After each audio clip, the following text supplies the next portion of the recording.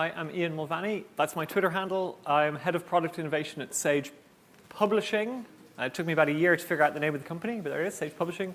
And I joined about a year ago. I'm going to talk about how we have done innovation within one group within Sage, this is the group that I came to join. And I hope to just share my experiences, some of the kind of lessons that I've taken away from the last year, and I'm going to talk through some of the tools that we've used. But what I emphasize is that these tools are things that we have found useful, and I don't believe that there's a kind of formula for innovation or a particular directed way that you can ensure that it's successful. It's always going to be contingent. So this is kind of a personal journey, I guess. So Sage was founded in 1965 by Sarah Miller McEwen. She is still chairing the board. It is still privately owned, and it is a company that in her will be put into trust. So it will remain a private publisher where funds from the publishing house will go to support social sciences. And social sciences has been at the heart and the DNA of what Sage is about. It was the first publisher to actually produce journals in the social sciences, and research methods is central to what the social sciences do as well. So that's a little bit about Sage. And a lot of this is stuff I didn't know when joining the company. I found it quite interesting. So Sage made the decision about a year and a half ago that they wanted to do some innovative product development. And so this is kind of a thing called a blue ocean strategy kind of picture. And you've got your core activities. And Sage had already started working on adjacent activities. Over the last 5 years, it launched a number of products around video and data, and they're doing very well in market. But the question is, how could you then think about entirely new classes of product that weren't built iteratively on what we had done before? And so it's like, let's try innovating. Brilliant, great. But there are lots of challenges to innovation in a large organization. There are lots of meetings. Sage is a great organization, but they do like their meetings. There are lots of dotted lines in the organizational structure. And then when you start saying that you're going to be innovating, everyone gets really excited, and people are so kind, but they do want to help. And they want to help by, let's setting up a meeting. Let's see how our people can help your people. And there's also a risk that when you start, you've got to set expectations, because the reality is going to be a messy process. And people sometimes think that things might come fully formed. And that particularly happens if you show anyone a high-fidelity visual that has just something that's just been designed, a design mock-up. Next question is, when can we launch that? And you're like, no, that's not what it's for. Right. So, and then there's also this issue around pigs and chickens. Who knows about pigs and chickens? A few people. Who doesn't know about pigs and chickens? All right, so there's a pig and a chicken. They're walking down the road, and the chicken says to the pig, I've got this great idea. Let's open a restaurant. And the pig is like, no, not so sure. And the chicken is like, it's great. Look, we'll call it ham and eggs. And the pig is like, no, there's no way that I'm going to open that restaurant with you. And the chicken's like, why not? And the pig is like, well, you'd only be involved, but I'd be committed. And so when you're doing product development, it's really important sometimes to be clear about the kinds of roles. Who is the team that's delivering and committed to that delivery compared to who are the people who are just involved and want to give you their opinion? And how do you manage that? So we decided to try creating an innovation. Well, Sage decided to try creating an innovation incubator. It was originally started with 3 people. I was brought in to be the third person in that. We were given our own budget, which came from the R&D line, so it didn't belong to any of the top-level P&Ls that the company report on, so that's really important. And we wanted to try and follow the Eric Ries lean startup model. But when I came in, we just had a lot of ideas, but we didn't even have any internal process around how to manage those ideas. And we needed to pick a problem domain. We decided we needed to pick a problem. We wanted to pick a problem domain. And the problem domain we wanted to pick was the area of what's called, broadly, computational social science. So all the stuff that we were talking about around AI this morning, it's all related to this. Over time, the amount of data available has been growing at an enormous rate, while at the same time, the cost of doing computations on that data has been coming down. And this is where the difference is over the last 30 years around these techniques that we heard earlier. And this is what's made the difference between those being toys that didn't add value to now being tractable. The truth about AI is that the algorithms in AI are actually incredibly dumb. But when you can cram lots of data at them very cheaply, they produce almost mystically valuable results, even though the core algorithms are just fancy linear algebra done in parallel at scale on GPUs. Fairly simple stuff. But this is also transforming the domain of social sciences, because we are all generating social data through our computers, our interactions. That data is being tracked. And so we have the emergence of a new field, or a new methodology, if you will, in the social sciences. And what we observed was that there were some groups of social scientists who were doing well with this. People like Gary King at Harvard, who says that the social sciences are undergoing a dramatic transformation, and his group at Harvard are well funded for this kind of work. And Crimson Hexagon is a startup that came out of his research group that's now raised like 20 million in funding and is doing insight analysis into markets and businesses. But there's also a large number of social scientists who are behind the curve, who don't have the skills and techniques and don't have access to the data. And for us, we felt that it was important, from a product innovation point of view, first of all, to be somewhat constrained and limited in where we're going after, to give ourselves some guidelines and some rails, but also to pick an area that was at the heart of what Sage believed in, and also that belief that by providing these skills and tools to these people, we can get them a seat at the table with the people who are building and making this future world that we are entering into. And we think it's really vitally important. And we did an analysis through a survey of the kinds of needs that these researchers have. And so we came up with this. Our vision is a world in which big data is used responsibly to improve social outcomes and governance. And our mission is to equip every social scientist with the skills and tools they need to do big data research. So we could start with some questions that we could use against any product idea. And does this product idea meet this mission? And if it doesn't, that's fine. Someone else can do that. We'll pass on that. And that's already a nice cutting mechanism to help us cut through what it could be otherwise a pretty open-ended opportunity space.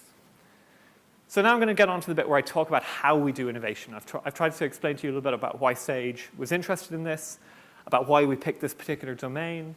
But when it comes to innovation, one of the questions is we cannot see into the future, so we do not know today what we do today, how what we do today will be effective or successful in the future. You have potentially a large number of things you could do. How do you pick which one to do? And you have to pick something to get started with now, because time keeps ticking endlessly towards the future, I guess. So one of the questions we had to ask was, do we go across types of category of things that we could innovate against? Or do we take one category and drill down until we've exhausted that in our prototyping and in our sense making? And I honestly didn't know the answer to this when I started just over a year ago. I had worked in organizations before where it was very clear what we needed to do. In eLife, it was very clear that we needed to work on some pieces of the infrastructure. At Mendeley, it was very clear that we had to grow the user base or fix these particular features. It was an existing kind of product. Here, it was like, what should we do? It's open-ended. Another question is, if you have a fixed team size, at what point does that team size transition from just doing the discovery phase, trying to find out what the opportunity is, through to delivery? Because once they're on the delivery track, that reduces the amount of time they can do discovery around. And how do you make that transition? So there are a couple of ways that you can scale, or that you can think about scaling. You can scale by adding more people. Let's just spin up loads of groups testing these different ideas. But you can also try and reduce the cycle time of your testing and your iteration. And we decided to go with this approach because we didn't know if we would be successful. And so it's very difficult to ask for more resources when you don't have any evidence to show that you're going to be successful yet. And I think one thing that I've observed in many positions I've been in is that we often treat decisions as if they are one-way door decisions. It's like, we have to talk a lot about this decision because it's so critically important. And if we get this one wrong, everything will fail and it will be a disaster. Or have we looped in this person and that person and we need to make sure we've got consensus with this group. Whereas the truth is, most decisions are more like a revolving door. If you make a decision and you're wrong, you can back out or you can make another decision. And so once you break this idea that decision-making needs to be built by large-scale consensus because the risks associated with those decisions tend to be small, you can make that decision faster. All right, so that's some of the things we want to do, right? We wanted to iterate more quickly and get the freedom to make decisions quickly. I'm now going to talk about some of the tools that we used. But I guess that even though I'm going to talk about these tools, and I think they're really cool tools, the truth is the tools merely embody a way of attempting to get the organization or people within the organization to get comfortable with making decisions quickly and understanding the exposure to risk for those decisions. So I'm going to show you some tools, but I'm not going to stand here and say you should use these. So we used a thing called the Lean Discovery Framework. We worked with a group called ThoughtWorks early at the beginning of, God goodness, it was already this year already. And it's just attempting to apply a hypothesis testing, design, data gathering, iteration cycle to what you are trying to do. And often we apply that to kind of one product idea. We'll come up with an idea, and we'll go through some iteration cycles with that idea. But the question we were faced with is, how do we do that against a portfolio of opportunities? And what ThoughtWorks did is they've come up with a thing they call the lean value tree. And so you start with your mission at the top, and then you try and find a way to gauge high-level goals that could support that mission.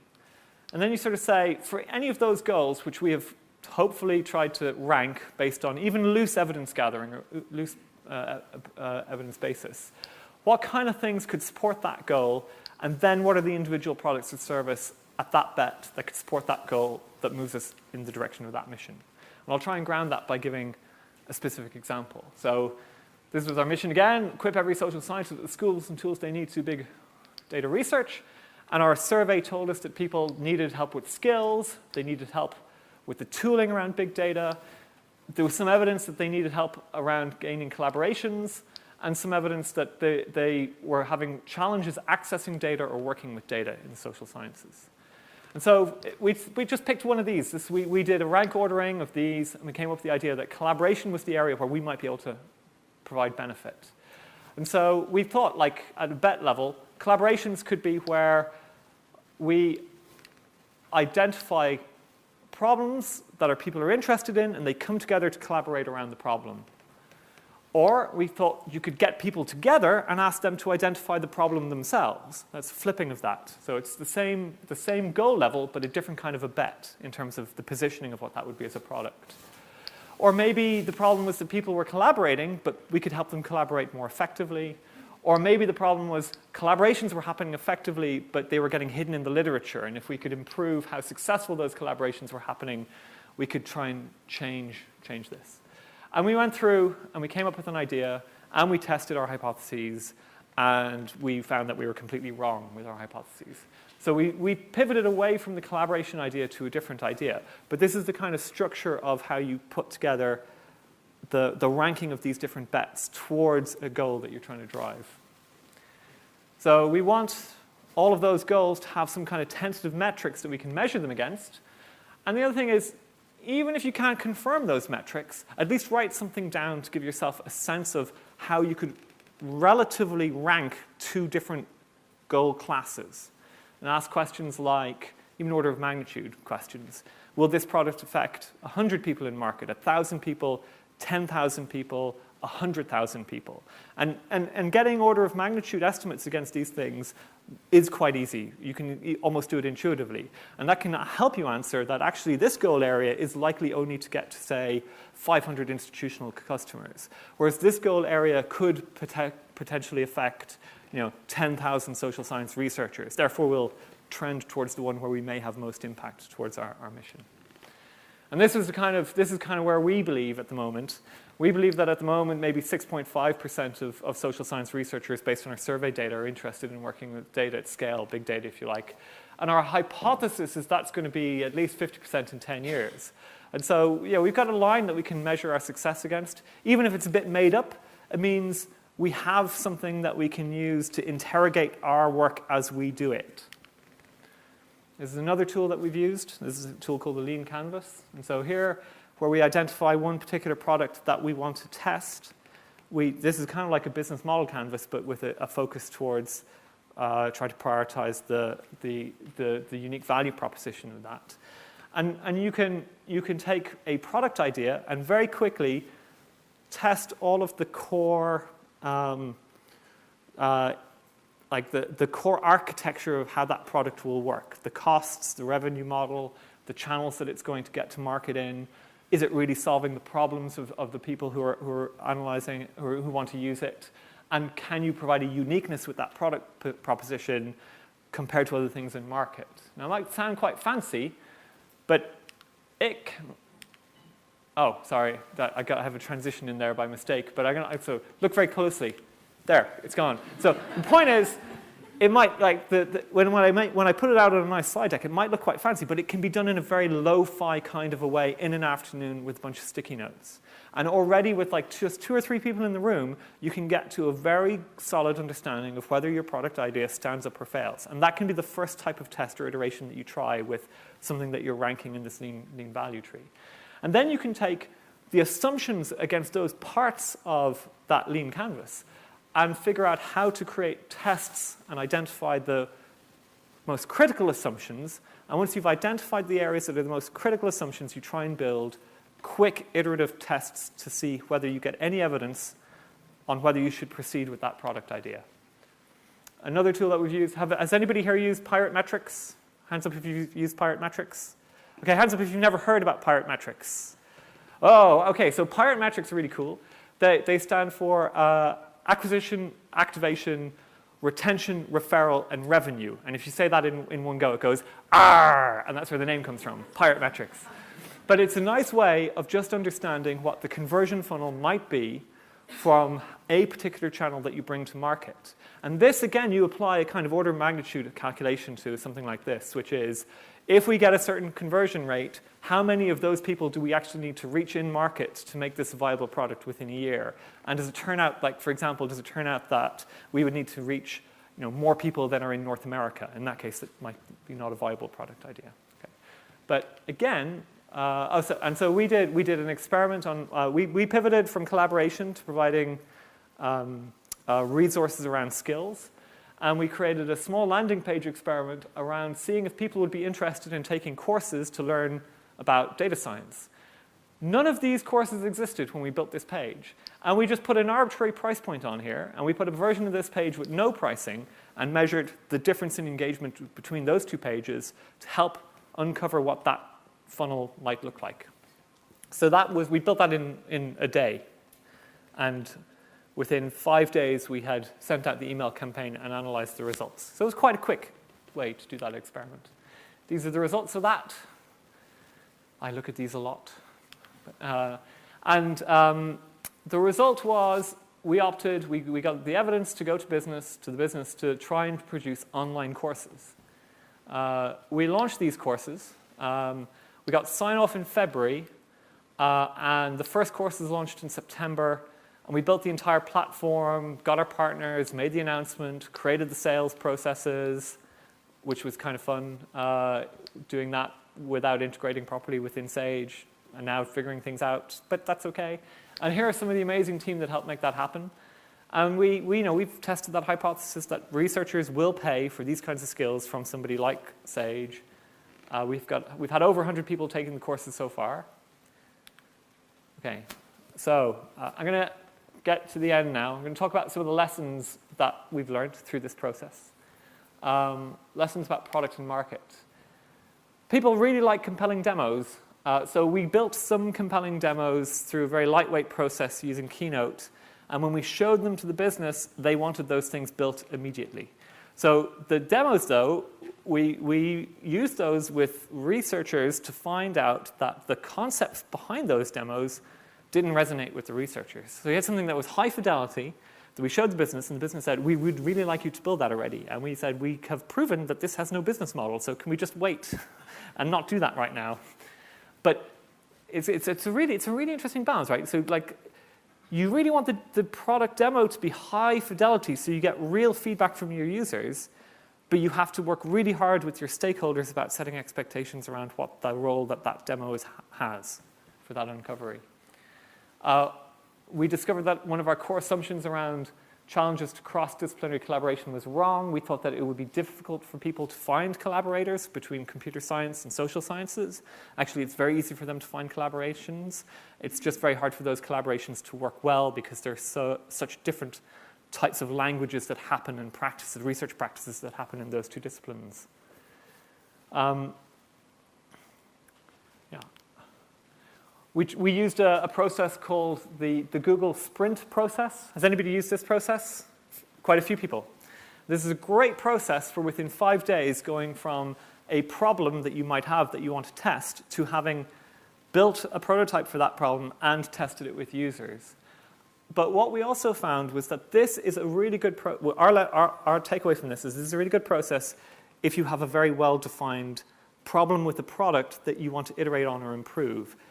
We found that this process is not so well aligned if you have a completely open-ended problem space and you're attempting to determine what is a viable solution in that product space. And the route that I showed you earlier in this talk, where we developed business model canvases and tested some of the fundamental needs assumptions around those product ideas, that worked much better for us to get to a point where we started creating prototypes that you should then use this process for, rather than the other way around.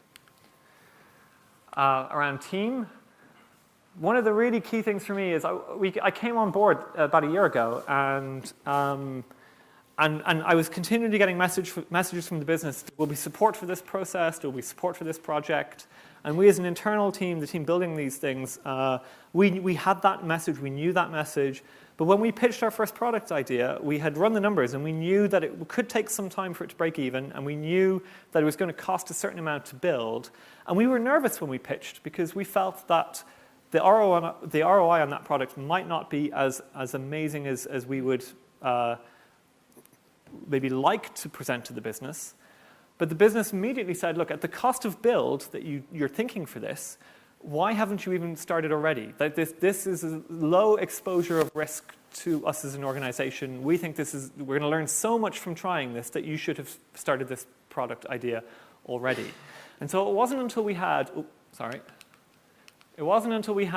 a specific number on the table that we were in a way able to collapse down the exposure of what the business felt risk was, and that we as a team felt we had the freedom to move with. And so one of the lessons I would take away is I would get to a number value much sooner in the process next time. And then if that number is way higher than the business is willing to accept, you'll find that out really quickly. We found that going depth first worked better for us than going breadth first. And the reason for this is we were doing these innovation cycle ideas on these opportunities. And we found one that we realized we could build at low risk to the business and that had a potential ROI. And the question then is, are we missing a better opportunity somewhere else in this landscape? But what we found is actually just getting started now, today, with this idea will provide a return on investment on that idea rather than waiting another 6 months going through a search cycle against all of these other product ideas. And I think this is a kind of scenario in which if you did have a larger product organization, you could spin up teams to work in each of these verticals. And maybe this is, I think, how the organizations, some of the internet giants that we've seen, I think this is how they operate. But for us, getting started in this first year, it just made sense to pull the trigger on one idea first. And we've been successful. It's been very good. I talked earlier about pigs and chickens. We did have some stakeholders who were very invested in the project, and they wanted to be involved at a tactical level, even though we felt that maybe they ought to be taking a strategic role. And so we decided that they weren't really a pig and they weren't really a chicken. We designated them as being more like a Scotch egg. But my point here is that these tools that I'm telling you about and these processes that we read about, they really do just act as mechanisms to support high-quality conversation and high-quality decision-making and building trust within the organization to allow you to attempt these kinds of things. So don't get fixated by ceremony. We had a small team that worked extremely closely. We found that the need for feedback cycles is inversely proportional to how tightly knit that team was. Because we were co-located, information and context was getting shared, almost hour by hour. But as the team got bigger, we felt we needed to bring in more process. I've always advocated having no process to start with and then just adding what you need as you go. And that confidence in the team is probably the most valuable resource that we had within the organization. All right, I'm going to finish with something that I've been thinking about. Who here has heard of the Agile Manifesto? Those of you. So I was thinking the Agile Manifesto is great for software delivery. Could you translate it into product delivery? This is my attempt at that. I'm just going to read this out and see how it sounds, actually. Individuals and interactions over processes and tools. That just speaks to the value of high-quality conversations within your team. Working software over comprehensive documentation. I think on the product delivery side, that's about testing early and getting prototypes created so that rather than working from spec sheets, you're working around artifacts which begin to be manifestations of what this thing could really look like or feel like, and get to that really early. Customer collaboration over contract negotiation. In terms of a product team, for me, that's about getting out of the building and trying to develop your concepts with the potential customers. And responding to change over following a plan is, again, make your decisions on where you're pivoting or where you're changing based on evidence. That's it. So that's what I got. So thank you very much. I'm happy to take any questions.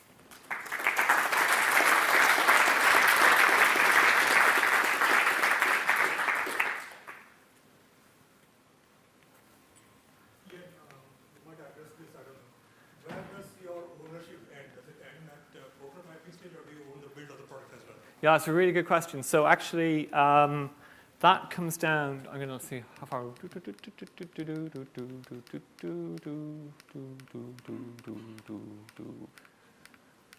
That comes down to this slide. So we built this online learning platform, but we used off-the-shelf components and lots of sticking plaster processes in the background because we needed to test certain hypotheses. We built it, we did a lot of early testing and hypothesis validation, but the thing we couldn't test was, would people build materials for that course with us?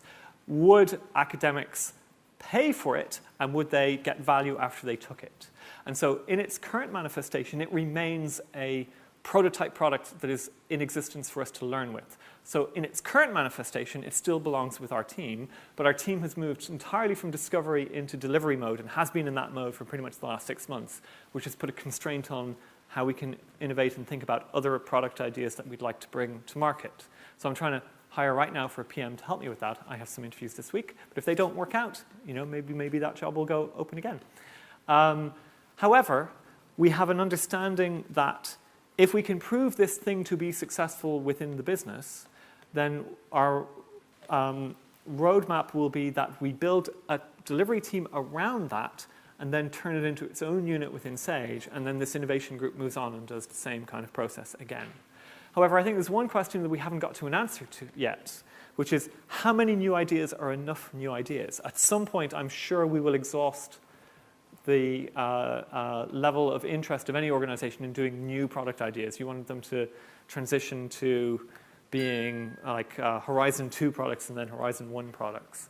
So I'm looking forward to living through and experiencing what that's like. One more question. I am not very clear about specific budget versus what kind of specific product budget was. I think this video is going to be on YouTube, so I'll tell you about that privately afterwards. Yeah. And I'm happy to answer that, like in Chatham House rules, with anybody in the room. Hi. I'm interested to the team that you have. Yeah. To me, discovery and delivery obviously take very different skill sets. Yes. You said it was 3 or 4 people? Yes. So how is that team made up, and do you each have specialties, or how does that work? Yes, so it started with myself and Katie Metzer, head of research innovation methods at Sage, and then as it became clear that we needed more capacity to do some of the ideation stuff, we brought in a product manager. And then when we finalized that we were going to build online learning as a tool, as the first product, we brought in some editorial staff members who had experience of commissioning and working with online learning platforms, because it was clear we'd need those skills. But in terms of the actual product delivery, it was me and the product manager who coordinated that, and we worked with some freelance developers. But we built like the sales site on Squarespace. We used Stripe as the billing infrastructure. We're using Google Docs to maintain a lot of state, and we've used Moodle. I had some experience with AWS, so I was able to spin up a test infrastructure. So yeah, that's kind of how we did it. But certainly we haven't built it to be robust. So if it is a success, we'll need to tear it all down and build it again, but we'll at least then be building to a specification that is extremely clear rather than speculative. Okay, thanks. Yeah. Ian, you talked about product requirements and other things and Yeah. bringing in product guys. But when you talk about depth, do you also look at technology as a prototyping thing, technical design, or if you're designing an enterprise software, would you be able to do it in 5 days? I don't know. So we are attempting to be driven by the needs of these researchers as we understand them. So when you build technology, often the technical build tends to be easier than trying to decide what to build. So I think within 5 days, you should be able to identify the biggest risks to your hypothesis within 5 days, and you should be able to figure out how to test that. So is the biggest risk, for example, that there's a large amount of data that hasn't been touched or software that hasn't been touched in 15 years? Or is the biggest risk that there are certain stakeholders that are resistant to this change? Or is the biggest risk that you've got like a spaghetti architecture?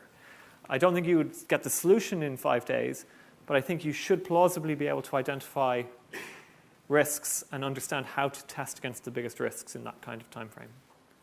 Yeah.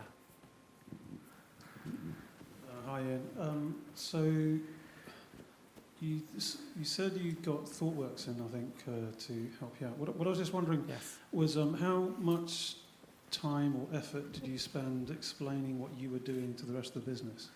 How did you get them on board? Kind of this culture change that needs to happen for innovation teams to work. So we picked out this. I said at the beginning we picked out this particular domain of computational social science, and we were created with part of the reasons of us being created in the way we were was to test how much should be done completely in isolation from the business, and how much should we work with the business to leverage existing infrastructures. And so, for example, we've built a B2C product, and email marketing is really important, and we've worked with our email marketing services, and we wouldn't have been able to get to that scale, just the 3 or 5 of us as we became that team. But at the same time, we've had to teach them how to do email marketing direct to consumer rather than to libraries or to other spaces, and so that's been a learning process. So at the very beginning, we started in this sort of isolation. We started having lots of open discussions with key stakeholders.